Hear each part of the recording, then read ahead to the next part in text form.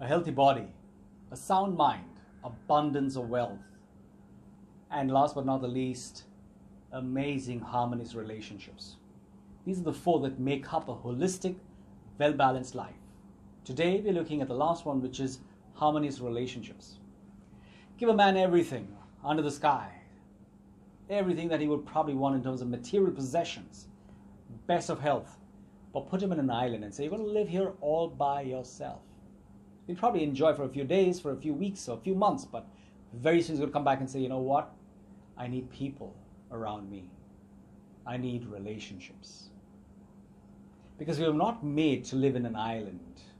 Every human soul is here to express and experience his true, core, pure qualities. And if we are not able to do that, then we get stifled. We just can't live and exist. So harmonious relationships is important. Yet when we know the importance of relationships, we still find that the relationships that we have, many of them are strained.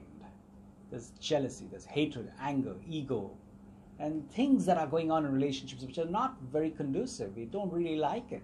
It's far from being harmonious. Question is why? And I've noticed in workshops where I've actually asked people to talk about their relationships or to think about them. And I say just try and look at your most important relationships in your life and how do you stand there. They think about relations with their spouse, with their child, with their bosses, with their friends, with their neighbors, but they forget relationship with the Supreme.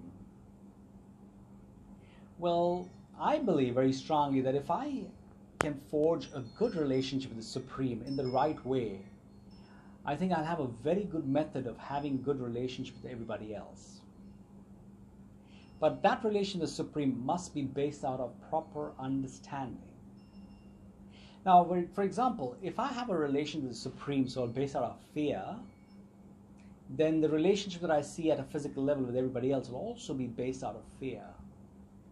If my relation with the Supreme is conditional, so is it with the physical people. If my relation with the Supreme is going to be based on, let's say, just ritualistic, then my relation with everybody else also is just ritualistic. I'm really not enjoying that relationship. And so I need to check what is my relation with the Supreme, because if it's truly based out of understanding, accuracy, then I understand that the being, the Supreme, is a being of love.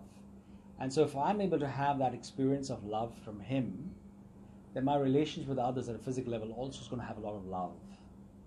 If I understand that the Supreme's love for me is unconditional, his relationship has nothing to do with who I am per se, my relationship with everybody else also becomes unconditional to a large extent. If I understand that this relationship with the Supreme is not just based on some ritualistic practice, I'm not just doing that as a custom because I've seen others doing it, then my relationship with other people also is going to be really engaging. It's going to be based out of a lot of happiness. And so if I want to have great relationships at a physical level, I have to start mending my relationship with the Supreme. When I have that relationship going fantastic, I fill my cup with the best and purest of energy every day and almost every moment. And when I come with that full cup, it's very easy for me to give that energy and to give the best of myself in whichever relationship I actually come and stand with. And so a great practice for me is to see how I can develop a beautiful relationship with the Supreme based on understanding and love, unconditionalness, and see how that plays out in every other relationship. All the best, and have and enjoy and taste this purest of love and the purest of relationships and an eternal relationship that you've ever dreamt of. Adios.